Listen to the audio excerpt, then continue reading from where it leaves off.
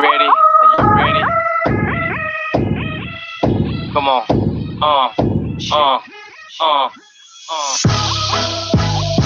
JJ on the track. It's your boy Preacher.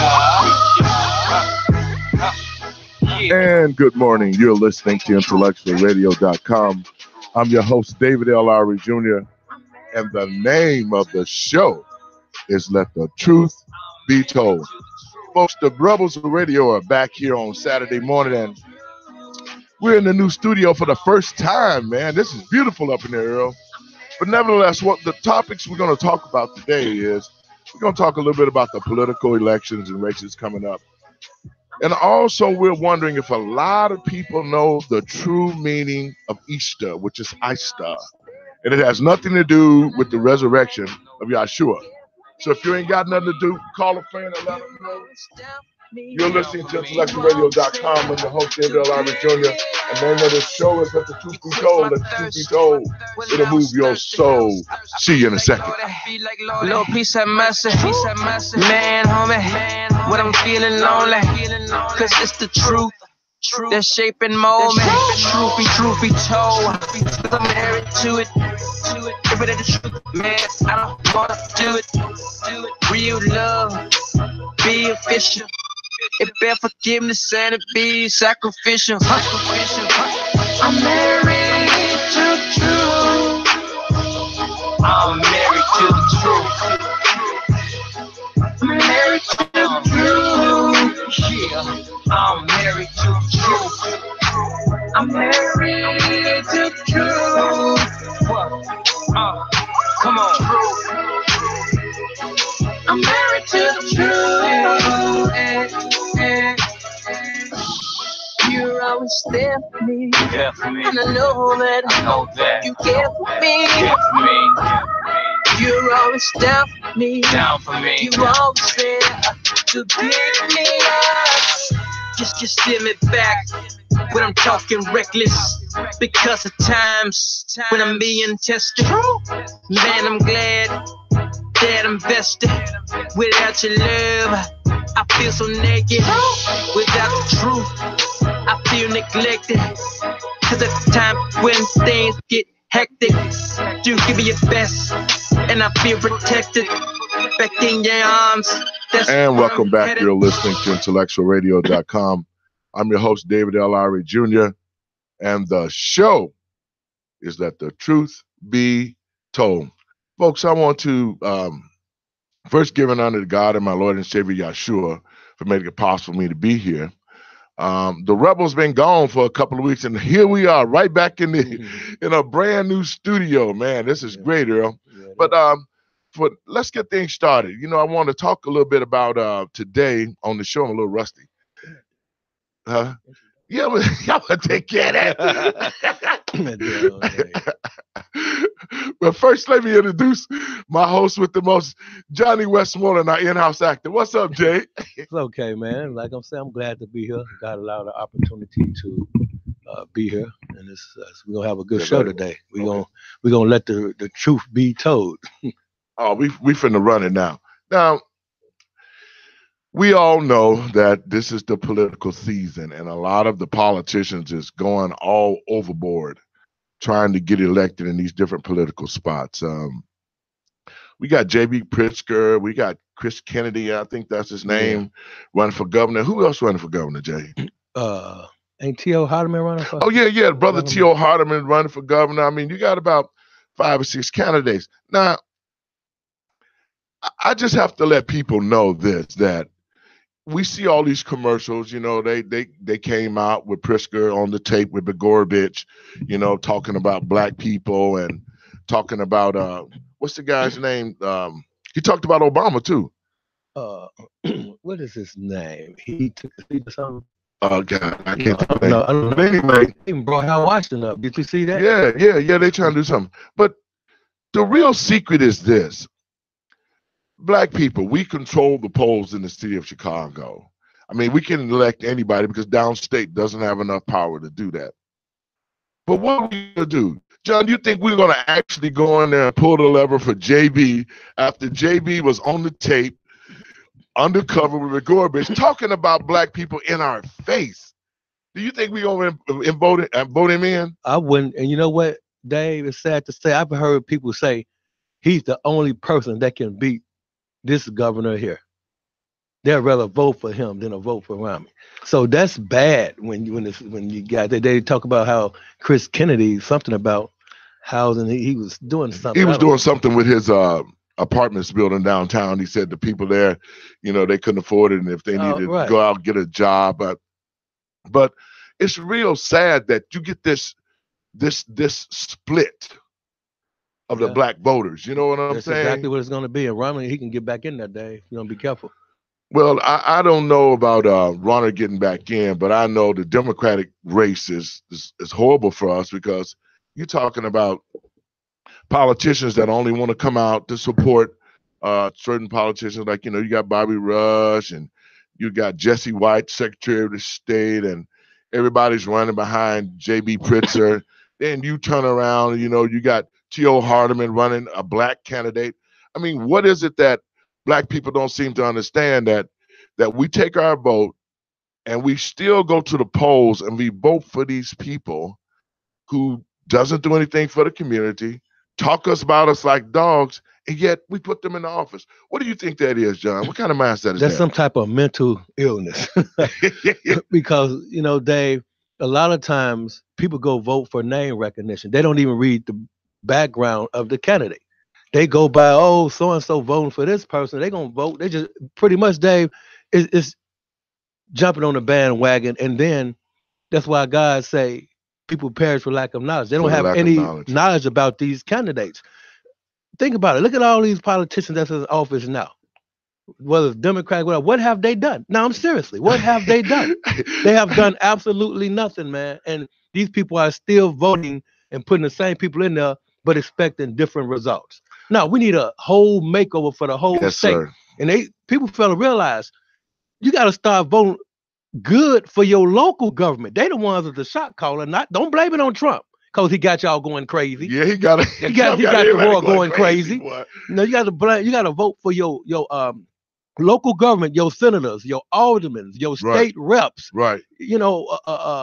People in that, your commissioners, Cook County commissioners, people like that, Dave, and the judges. Yeah, the judges are real important, because all these people, a lot of people don't understand the fact that judges can take certain cases and set a precedent to make change. So if you got a judge in there, man, that's going to be making discriminatory decisions based on what has happened with black people and, referred to white people, then we stuck. And then we don't even take a look at the politicians. Like you said, we always come on this show, man. Y'all folks hear us talking about it. I know some people say it's redundant, but ain't nothing changed. It's happened. You can't keep doing the same thing, which is nothing, and putting people into office and expect for anything to change. And so that's the only change that we saw in Chicago, is the political leaders have gotten richer. The neighborhoods have gotten worse. The school closing haven't changed. They went to the polls and got Rahm Emanuel in for a second term. And look at the city of Chicago. It's going to hell in a handbasket. Only in the black community and Hispanic community that we're losing. And yet we still put them in. So we have to really become educated voters and stop voting for the fact that what your grandmama and what your mama and them voted for. Black people usually go to the polls and they so uneducated about who's running these races that they just go on the fact that I'm a Democrat and I'm gonna go and vote Democrat. But look at the state of Illinois, which is a Democratic state. For what? Years, on top of years, the Democratic Party has led this state, and the state is starting to crumble at the very fabric, okay? We're losing economic development. No companies is wanting to come here to create jobs. We got old black political leaders been sitting on the job for 20 years. Like Raul Kwame, he running for Attorney General's office, but yet he taking money from big corporations.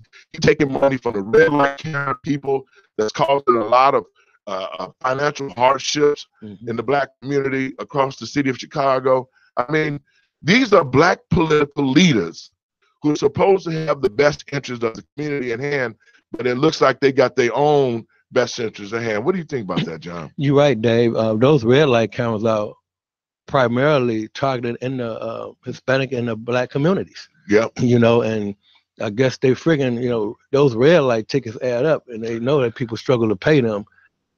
It's just the whole system is horrible, Dave. Like I said, we need a makeover where we need new judges, we need new state reps, we need new aldermen. We just need a change, whether it's a Republican or Democratic, it doesn't matter. But my thing is, why keep putting the same people in the office that haven't did nothing in a couple decades left, not longer? Well, all you got to do is pay attention to not just your community, look in the other communities. Communities ain't communities no more. They're neighborhoods. Well, in our community, especially in the black community, we're so uneducated about different things. We're so uneducated about political situations that anybody can come in and throw a few dollars into our community and walk away, with an office. I just feel sad. It's really sad to know that that we got leaders like Bobby Rush, and we got other leaders, Roland Burch, who was the pro tem governor for a while. We see all these black leaders who don't put a foot back into the community. Growing up in Inglewood, used to see all the politicians all the time. You could see them, and they didn't act like they were superstars. They would walk up to you and start talking to you, asking how things are going. But we've lost that. We've lost a contact with our political leaders and the black voting base. That's the real problem. So, we just have to become much more political astute regarding trying to put candidates in.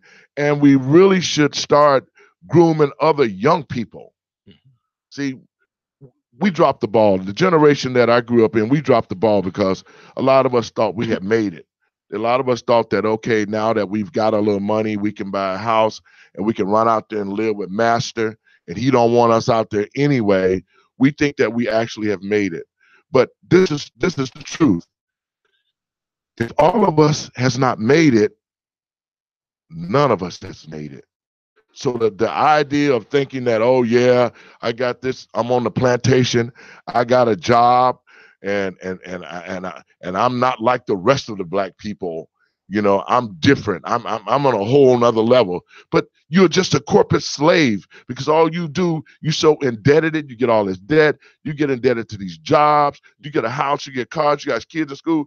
Ain't no way that you're gonna do anything to piss that white man off, because you want to kiss his ass to keep that job. So that's part of the problem too, with a lot of black people. And then we got black people that's at the lower level of the spectrum, that,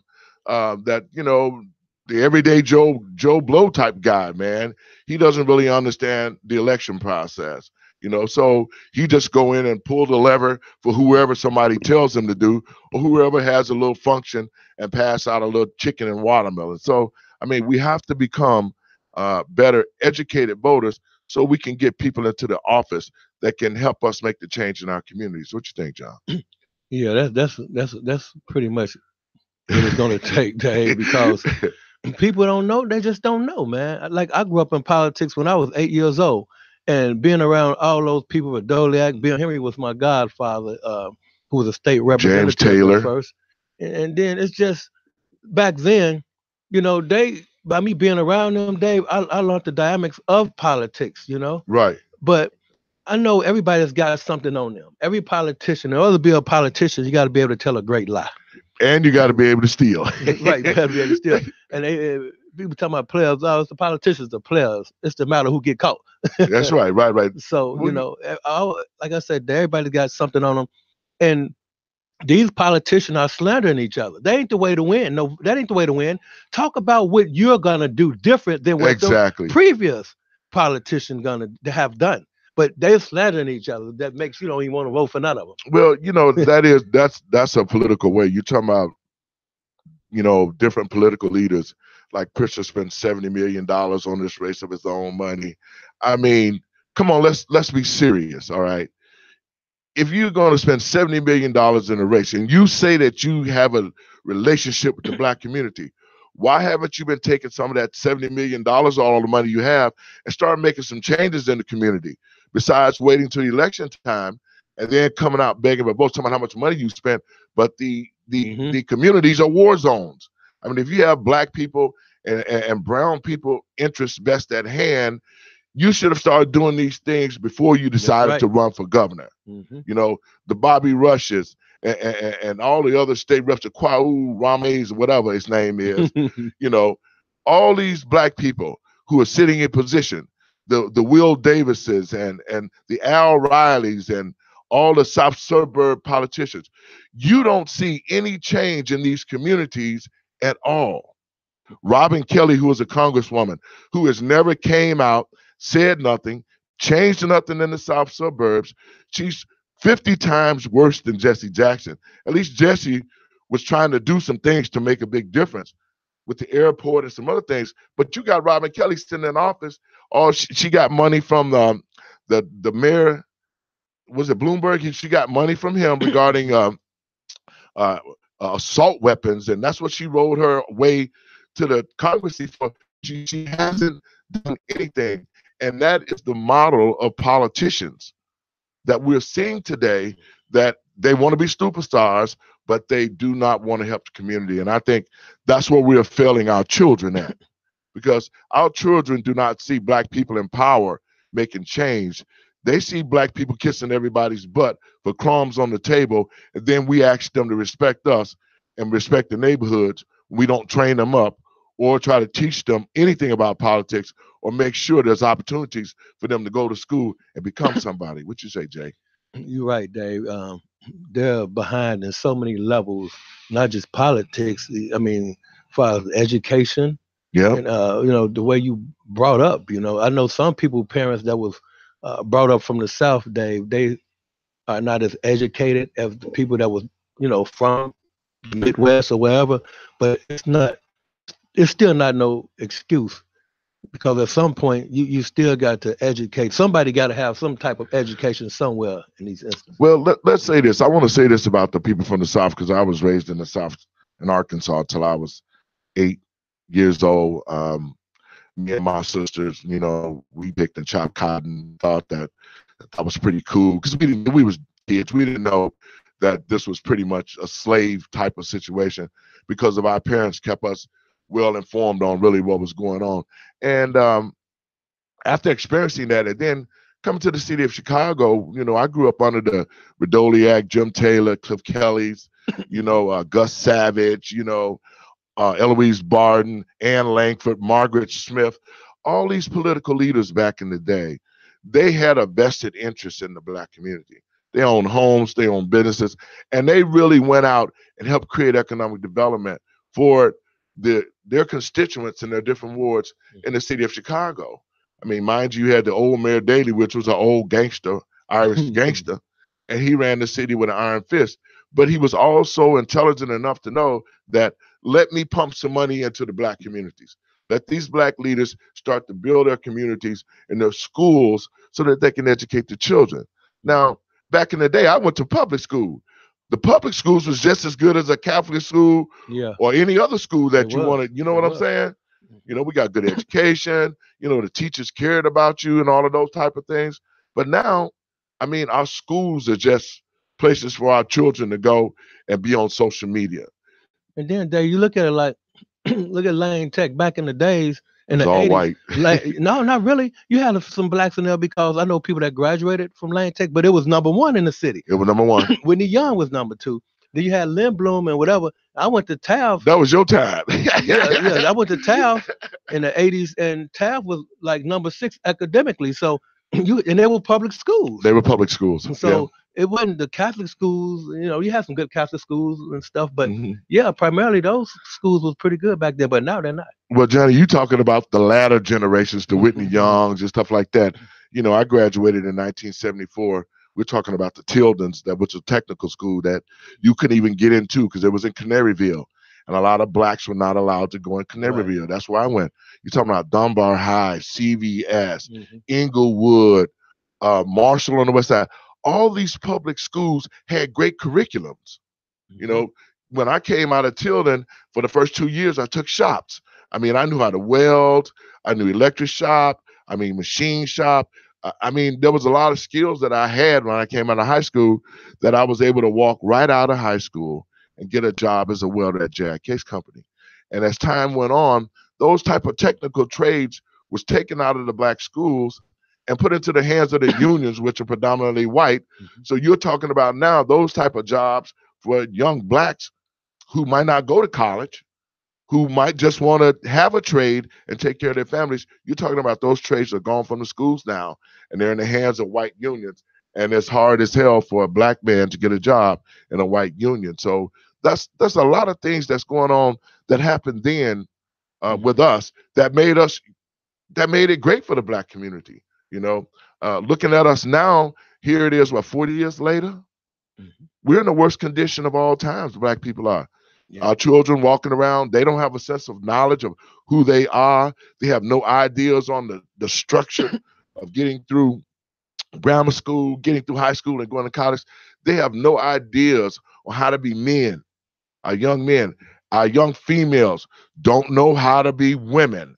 They're in such a rush to use their bodies to get what they want. They try to trap guys, get pregnant. It's just the knowledge of blackness, the knowledge of becoming an adult. You know, when you're a kid, you know, you do childish things. But when you become an adult, you put those childish things away and deals with the issues at hand. And that's what we're not seeing. We're not seeing a lot of parenting going on. You know, we got all these new grandmothers that's 35 out here competing with their daughters for men at the club. I mean, the black structure has gone to hell in the handbasket, and yet we have not stepped up to the plate. The leaders, current leaders, the Jessies and the Als, their day are done, y'all. them guys is gone. They've been gone. They was house Negroes who was holding the gate that helped protect white master, just like Sam Jackson did when Master got shot. He ran through a hill of bullets to get over there just to hold his head and see if he did. Oh, Master! That's crazy. That mentality is what's going on in the black community, because there's black people in certain places. All they're trying to do is gatekeep. Now, when the election is all over with, March 20th, these same political leaders that we're seeing right now, you're not going to see them again until September. Because after March and the primaries is over, they're going to take the hiatus, and all the promises that they made during the campaign, you're not going to see none of that. So it's up to us, black and brown people, to really start taking a look at these candidates. What we really need to do is this, and I'm going to say it. Black people, we need to segregate. We need to segregate and get our own voting base, build our own stores, build our own schools. We need to segregate. We can't keep waiting on Master for these handouts that we're getting. We can control our own destiny. And everybody talking about solutions. This is a solution. If we got to our own and took care of our own, and just like this holiday coming up for Easter, black people going to spend billions of dollars on Easter and every other pagan holiday, and we won't even get together and put $100 together and buy nothing, unless it's something illegal. You know what I'm saying? Yeah. You're gonna get more. You get more brothers out there in the streets putting money together to buy some weed or something to do whatever they're gonna do. Then you see all these black millionaires, these black politicians who getting money off of us. They won't get into the same room and decide what they need to do, what's best for the black community. Because just like you said earlier, a house divided can't stand. And so black people are so mentally challenged right now about unifying, and everybody else picks up on that. All y'all folks out here on Facebook, y'all need to be calling people, telling them the show is off the change. We're trying to educate some minds so people can wake up. It's time that we wake up and control our own destinies and stop waiting for everybody else to free us. waiting. We're sitting around waiting, saying, well, if Mr. Pritchard get in, maybe Mr. Pritchard will do this. No, that's terrible. Or if we say, well, Chris Kennedy, why are we waiting on these white folks? White folks ain't trying to let us off the plantation. They're not going to do nothing for us. And that's why it's important that we stop and take a look at ourselves right now and understand, if you keep doing the same thing, you're going to get what? The same results. The same results. So look at us. Look at us. Look at us, black people. I'm not a racist, but I'm pro-black. Look at us. We're doing the same things in towns all across the country. We don't get together. We don't address issues. And the only time we want to get together is when the master says, okay, that you guys should be out there fighting about this. Funerals. What else? Family reunions and funerals. And they always drink and barbecue to those things. I don't get it, Dave. It's crazy. It's bad. It's bad. Like you say, they won't get together and put money together. See, another thing too, Dave, why is it that we can build some in a black community, a store or whatever, but guess what? Your homie around the corner gonna stake you out. Within a week, your store gonna be broke in. That's why they don't want to do that, because they're afraid that, but here come the Koreans or whatever, they open up the hair stores making millions, and we the ones that's getting the rich, but we won't even put the money in the community. But what's really sad is that, just like the hair business, okay, we got the Koreans who sucked the life out of the black community, just like the Jews did, and just like the Arabs doing right now, okay? Mm-hmm. But the thing of it is that even though we know they treat us bad, we go to their stores, they talk to our women bad, then you go into an Arab store, it stinks like hell to go in there. You have to hold your breath because they don't believe in bathing. And then they treat us like, instead of treating us with some respect, they treat us like we're dogs, and we still go into the store and we spend our money with them. Walk around following you in the store like you finna steal. And then the hair business. Our black people are so conditioned in the mind. Why would you go patronize a place like these Korean hair places? And they do follow you around the store. You go in there to pick some stuff up, they got about 100 undercover Koreans sitting in there, or Chinese sitting in there, watching you through cameras and everything else. And we still walk in there spending our money, hundreds of dollars, like they doing us a favor. And we can have our own stores and do that. And I think that it's going to take that type of awakening in the black community for us to make the changes. So folks, y'all out here worried about who's going to be the governor. Well, I guarantee you this. If JB Pritchard get in, he's not going to do nothing different. No. None of them, Dave. To be honest, I don't see it. They're not going to do nothing different. And then they talking about these other black politicians. Y'all ought to be shaming y'allself. Mm-hmm. Jesse White ended up having a commercial with JB Pritchard after he talked about black people like a dog. How can you? You've sold your people out.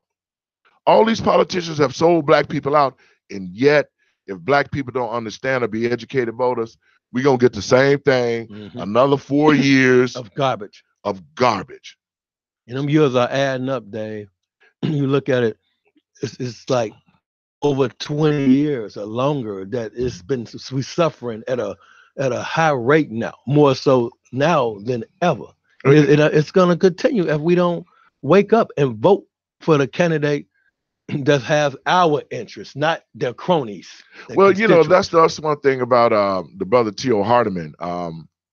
He is the only black candidate, but I was talking to Earl a little bit earlier, and he was talking about a black politician that said that T.O. Hardeman runs for black people, but he's not running for white people.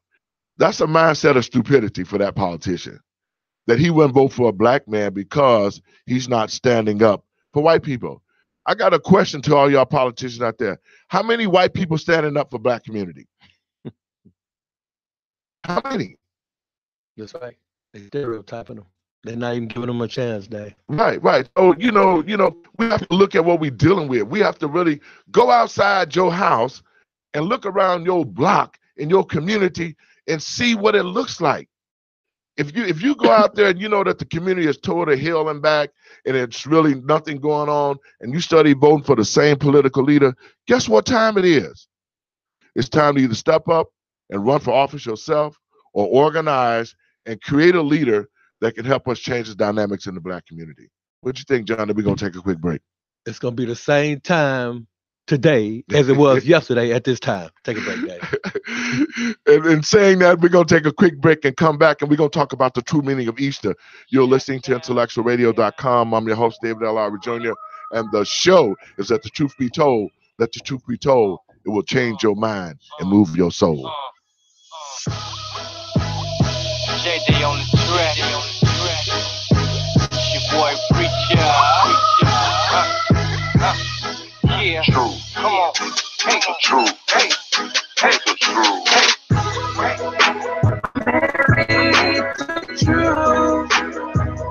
I'm married to the truth. Married to the truth. Yeah. I'm married to the truth. I'm married to the truth. Come on. I'm married to the truth. You're always there for me. And I know that you care for me. You're always down for me. You're always there to pick me up. You quit my. And welcome back. You're listening to IntellectualRadio.com. I'm your host, David L. Lowry Jr., and the show is Let the Truth Be Told. Yeah, folks, it's our first show back into the new studio, man, and I'm loving it. Earl made a great choice for us here at IntellectualRadio.com, and we need to thank Earl. And also, let me say this about the other Winfrey. Earl has been in the forefront, and he's given us a platform, and we should appreciate that. This is a Black radio station that's uncut and raw. That's right. See, this ain't WVON and Maze Jackson in the morning time talking about bullshit, and then Melanie Spann come out and say he can't say what he need to say or he's out of a job. See, that's what I love about intellectual radio. I can say whatever I want to say. Right. Any contest I want to say it is. And if you get mad at me, you know where to find me at. I ain't running from nobody. You know, to all your house Negroes, I ain't far. But I don't want to get too excited about that. Let's talk about Easter, John. Oh. Now, Easter has nothing to do with Yahshua, which is Jesus Christ, what, you know, the common word Jesus. The real word is Yahshua. The Greeks messed it up and created Jesus in line with Zeus. That's why I said we got so many Black people, especially our educated Black people, confused about who they are and their Blackness. You know, I just saw a young lady, Karen Hicks, threw something on Facebook about the Black Greeks, the fraternities and the sororities that doesn't embrace the Black culture. You know, I know Karen, you know, and looking at that, I looked at some of the responses, man, and I thought that some of the responses from those people who are in those sororities and fraternities, it was idiotic. You know, how can you sit here and separate yourself from your own community and say that I'm a Black Greek when Black culture is what created the Greeks? Wow. And so when you got people like that, you know, that really don't understand or their mind is so screwed up by master because they got these jobs and so forth that they would neglect their own heritage of being Black and love being Black. Now, getting to Easter. Easter ain't got nothing to do with the resurrection of Jesus Christ, Yahshua.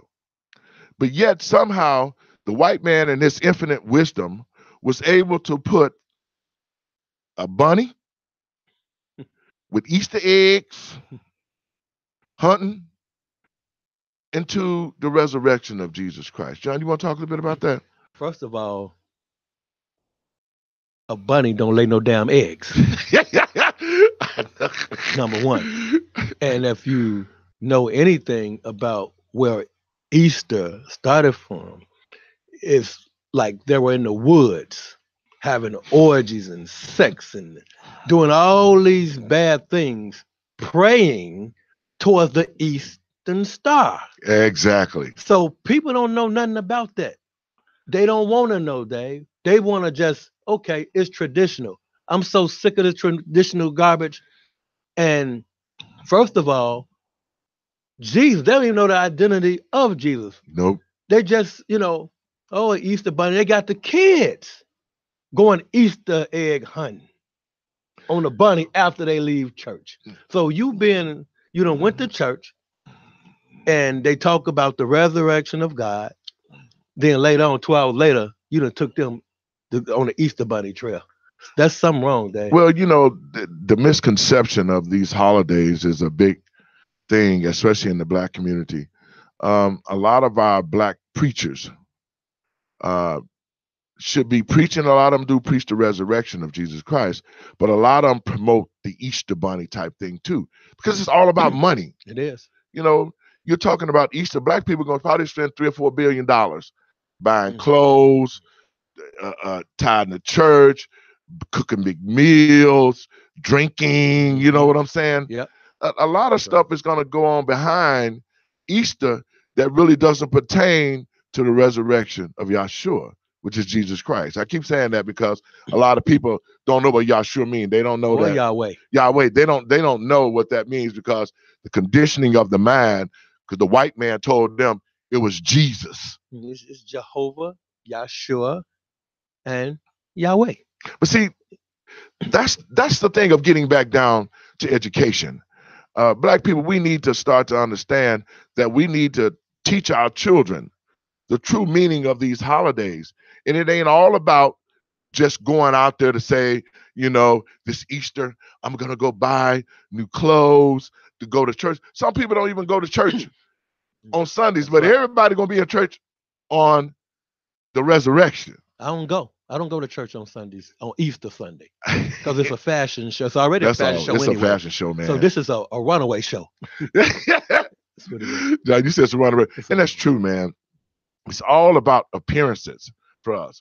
We have never, ever really just sit down. And the reason why I said segregation, Black people, you better understand this. We not going to change nothing until we start segregating and getting our own stuff. Some Dave, too, I was thinking, all these millionaires, the athletes and all this, if everybody came together with the millions, some of it is tax write-offs, some of it... All of it pretty much be tax write-offs. We can build these schools. We can do whatever we want to do. First of all, we God's chosen people. I don't care who don't like We are. We definitely are God's chosen people. We said towards the end of the world, the lower generation will be on top. But he's giving us favor, but we making the same stupid mistakes by voting. And putting the wrong people in. Yeah. He's giving us the tools and the materials to work with to elevate us. He said, in order to elevate you, I got to separate you from some of the things and people that you love the most. Exactly. But we're not following in pursuit. We're not following in divine purpose or divine order. So that's why we stuck, Dave, in a revolving vicious circle. Yes, that we are. I hate to tell you, Dave, I don't see no ending to it. And Christ is coming back sooner than we think. I would say that he's here already, and he's separating the sheep from the goat. And we should start getting prepared. A lot of people aren't Christians, and so let me say this to you: if you're not a Christian and you're Black, then it's time for Black people to start dialoguing and getting together in the same room. Hebrew, whatever it is, we people of color. Right. Let me say it like this: people of color need to really start sitting down and take a look at the conditions that we're in and start to get together and have a positive dialogue about making changes. And, just like I said, with the Easter thing, man, that Sunday, man, you're going to see people popping out of Cadillacs, Mercedes-Benz, and they got their car cleaned up because it's Easter. They went down, used to go down to Jewtown and buy a $300 or $400 suit, and it's Easter. I'm going to church today, and I'm going because it's Easter. And after Easter, you're going to take off them clothes and you're going to do the same dumb stuff that you've been doing before Easter. Dave, I wish, not just because I'm a motivated speaker, I wish any of these pastors gave me 5 minutes on an Easter Sunday. I would run them all out of there. They ain't going to do that. You know why, Dave? I would run them out of there because I bust hell wide open about why they coming there. About I bust it wide open. But see, those pastors should be talking to the parishioners about the true meaning of the resurrection of Jesus Christ. That's right. And get rid of that Easter stuff. Because it ain't got nothing to do with Jesus' death, the murder of Jesus, the beating. He died for our sins like that so we'd have an opportunity to be saved. We're not even focused on that no more, man. All we focus on is looking good, hearing the preacher, then the preacher up there hooping and hollering for an hour or two. You can't even get him off the thing. 3 hour service for 3 verses. And he gonna pass the plate 50 times. It's Easter. Y'all folks dig deep. And it's communion. Easter, Easter's on the first Sunday. April the 1st. Yeah. So, I mean, it's a lot of things that as black people. Wait a minute. April Fool's Day, all that stuff. All that. Easter, all that on April one Fool, day? Easter on one day. And the Fools, it's their birthday? Well, it sort of works out well because April the 1st is April Fools. We're going to have a lot of fools dressing up, going to church on Easter. We're going to have a lot of fools standing in the pulpit talking about Yahshua and then talking about the Easter egg bunny. So black people are so confused right now that we really need to start sitting down and building the structure back so that we can train our children up, because our children see us being idiots and they have no other choice but to follow our footsteps. So we have to change in our minds first and change our household so we can see the change in our community and children. John, we got to about wrap it up. How much time we got, Earl? We got another 5 minutes. So I want to say this to the Living and Driving While Black Foundation. We have been doing a lot of things to make changes and educate people minds in the black community. You can always reach out for us at livingdrivingwhileblack.org, or you can reach us at 708-663-5262. And one of the things that we've been focusing on is for our seniors. There's a lot of changes that's been going on with the Medicare and Medicaid. Our seniors who own these programs do not understand how to operate them. And so we are telling folks, call us 708-663-5262 and let us help you with these situations, because a lot of seniors are now having to pay co-pays. They don't understand that. They're having a problem with Medicare and Medicaid. So if you're having any problems, call us. We'll be glad to sit down with you and educate you on how to use those plans. Your last words, John. Well, Dave, it's been a great show, and I appreciate Earl, who has opened this beautiful studio up. Man, I love it. And ask God to bless your family, Dave, your immediate family, your sister, your mother and your father. And send a shout out to my wife, Ton, and my daughter, Janaea, and Teal in Atlanta, who have a talk show, and my friend Yurley. Let me tell you, God has put me around, Dave, some very influential people as of late. People that's about his business. That's right. So John. I'm grateful for that. And I pray for Earl and his immediate family, that God will continue to give him the understanding and the base front to allow us to, in a respectful manner, to put good stuff out and educate the people. Thank you, Earl. And in saying that, like I said, if you have a problem out this weekend and you have a situation, legal, whatever, call us at Living and Driving While Black Foundation. We will help you get through those problems. 708-663-5262. These are my last words. Black people, nothing will change in our lives. We complain about all the things that's happening to us. We complain about our communities. We complain about our schools. We complain about police brutality. We complain about everything. But the Bible talks about not being a complainer, but a doer. So we have to stop complaining. We have to change our mindset, and we have to start doing the things first so that we can get closer to God. I was talking the other day about spirituality. What happened in the black community was the black people, we lost our spirit.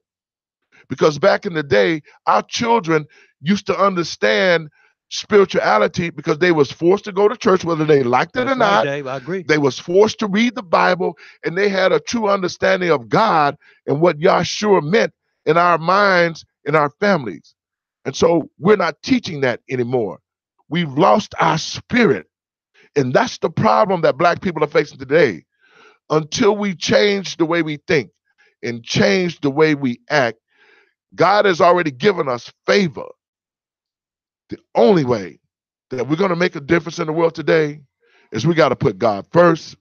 We have to change our thought pattern about who we are. We have to train our children up. We have to teach them about the spirituality of God and Yahshua so that they can understand to know right from wrong. Because when you know somebody is looking at you, when you know somebody going to chastise you for doing something wrong, then you'll make a different decision and make the right decisions besides doing all the wrong things. I want to thank everybody for listening to today, Facebook Live. Continue to share it. And like I said, I want to thank Earl. Happy Resurrection Day. It ain't nothing about Easter. It's about going here the word and praising Jesus Christ, but being raised from the dead to save us and our families. God bless you and have a great, great Resurrection Day. You're listening to IntellectualRadio.com. I'm your host, David L. Lowry Jr. And the show is Let the Truth Be Told. Let the Truth Be Told. We'll see everybody next week. And we hope that it helps save your soul. I'm married to truth.